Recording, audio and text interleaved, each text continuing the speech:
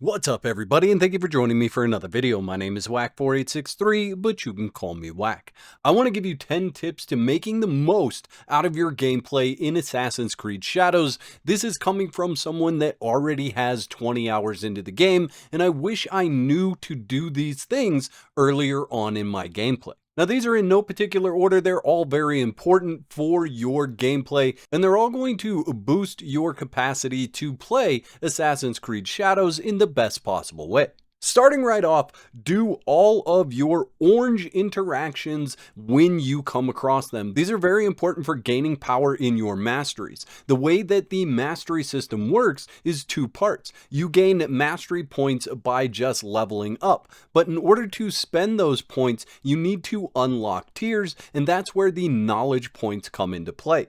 The knowledge points will unlock the tiers of the mastery. So you always want to make sure you stay on top of doing these orange interactions, because that's going to unlock the higher level masteries so that you can spend your points in those areas. In Assassin's Creed Shadows, you have what's called focus mode. This is different from your Assassin's Sense. You don't need to use Assassin's Sense as often. You really need to make sure that you're using focus mode a lot. All the time, you should be using this focus mode to see what's around you. This focus mode will show you where treasure is. It's going to show you where objectives are. And this is absolutely crucial in Assassin's Creed Shadows because it really doesn't point you towards any of these things directly. So just make sure to continuously be using focus mode while you're running around areas that you're unfamiliar with. Early on, you're going to get a mission to find a blacksmith and then build a forge. Do this immediately when it comes up, and then stay on top of upgrading that forge whenever you can. This will give you more power on your equipment, unlocking better engravings for your equipment and allowing you to inject a lot more power into your actual equipment. This is also how you're going to upgrade your equipment and keep it on par with whatever level you are. When you find gear in Assassin's Creed Shadows, it will be at the level that you acquired it. You will need to go in and upgrade that gear as you progress through the story and level up. This way, it can stay on par with the items that you would be finding in the open world. When it comes to scouts and how to use them, I will absolutely tell you from my experience, it's best to keep the scouts to get resources when you're out exploring. Using them to find your next objective is cumbersome and tedious, and honestly, I don't think it's really worth it most of the time. I highly recommend holding on to them so that when you come across resources that can be smuggled, you've got scouts available to do that. This is going to boost the amount of resources that you're bringing back on a regular basis and allow you to upgrade your buildings at your hideout. Upgrading buildings at your hideout will give you more scouts so that you can bring back more resources.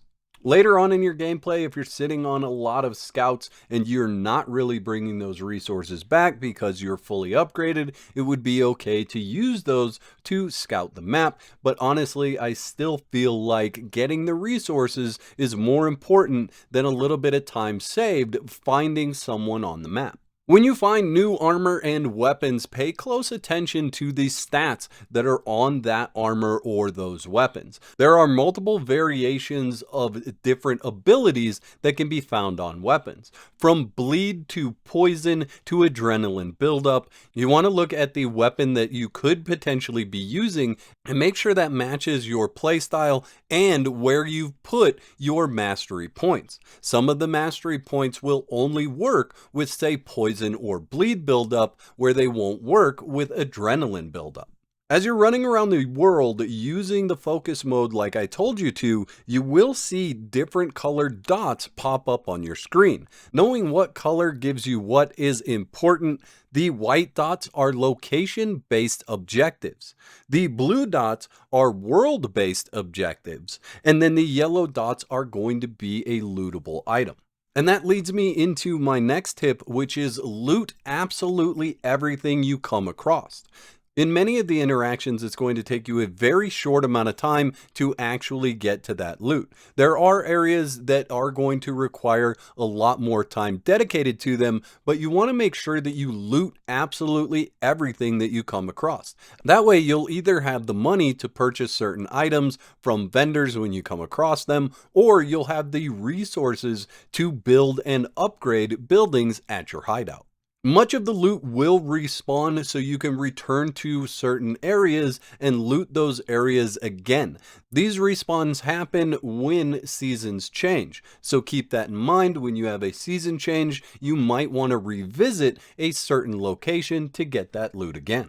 Certain NPCs can be saved from their captor or their harasser. When you come across these NPCs and you save them, you'll be able to talk to them. They'll give you two options. One option is to give you a world rumor, and the second option is to give you scouts. You can choose at that point in time based on what you want. However, if you take the world rumor, it is going to lead you to a secret location where there could be some amazing loot.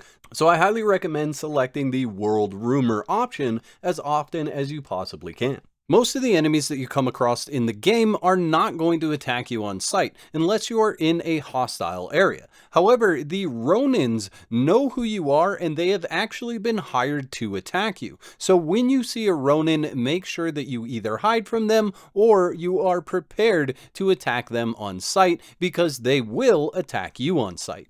Defeating them will give you a high amount of in-game currency, so I highly recommend to prioritize them when you see them. That's my 10 tips for Assassin's Creed Shadows. If you have tips for the game that you'd like to share with everyone else, leave them in the comment section below. I'd like to thank all my YouTube members for your continued support. Y'all are absolute legends. Don't forget to whack the like button if you enjoyed the video and subscribe for more content. And if you don't want to be out of whack, there's another video on the screen right now that you can click to support more of my content.